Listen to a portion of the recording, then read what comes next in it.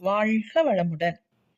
உச்சந்தலையை குறிக்கக்கூடிய பிரம்மரந்திரம் என்று சொல்லக்கூடிய, அதாவது இறைநிலைக்கான வாயில் என்று பொருள் தரக்கூடிய பிரம்மரந்திரம் என்று சொல்லக்கூடிய துரிய மையத்தில் மனம் வைத்து தவம் இயற்றுவதால் நமக்கு என்னென்ன நற்பலன்கள் உண்டாகின்றன என்பதை சுவாமிஜி அவர்கள் இங்கு பட்டியலிடுகிறார். துரியம் இது உச்சந்தலையை குறிக்கும். பிரம்மரந்திரம் என்றால் இறைநிலைக்கான வாயில் என்று பொருள்.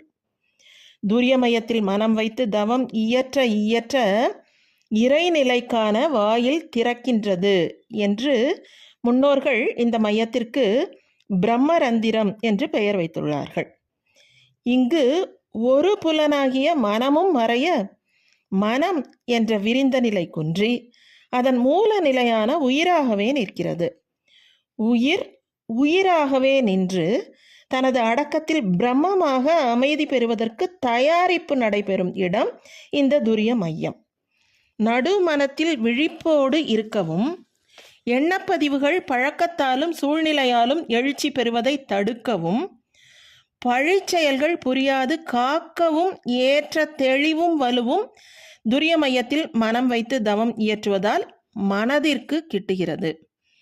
அறிவு உயிர் நிலையை உணர்ந்து பேரறிவாக மிளிர்கிறது. உள்ளுணர்வு உண்டாகிறது. பேரியக்க மண்டல ரகசியங்கள் சிந்தனைக்கு எட்டுகின்றன. அறிவுக்கு நுணுக்கமும் திறமையும் அதிகமாகி தெளிவும் துணிவும் உண்டாகின்றன. சிந்தனையாளர்கள், விஞ்ஞான ஆராய்ச்சியாளர்கள் இந்த நிலையில்தான் நிற்கின்றார்கள். நாம் இந்த துரிய மையத்தில் தவம் இயற்ற இயற்ற பிராரப்த வினையிலிருந்து விடுதலை பெற்று தூய்மை அடைகிறோம். மூளையின் பெரும் பகுதி இயங்குவதால் புத்துணர்ச்சி பெறுகிறோம். விழிப்பு நிலையோடு நல்ல நினைவுகளை பதிவு செய்து தீய நினைவுகளை கழித்து கொள்கிறோம். புதுமையான தூய தெளிந்த முறையில் வாழ்வை அமைத்து கொள்கிறோம். நமது உயரிய எண்ணம் பல பேர் உள்ளத்தில் பிரதிபலிக்கிறது. நாம் கொடுக்கும் சங்கற்பங்கள், வாழ்த்துக்கள் நன்றாக செயல்படுகின்றன. எண்ணத்தை ஆராயவும் தற்சோதனை செய்யவும் கவலைகளை ஆராய்ந்து ஒழிக்கவும் இந்நிலை தவம் துணையாகிறது.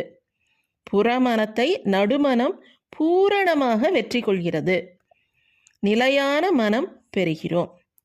வாழ்க வளமுடன்.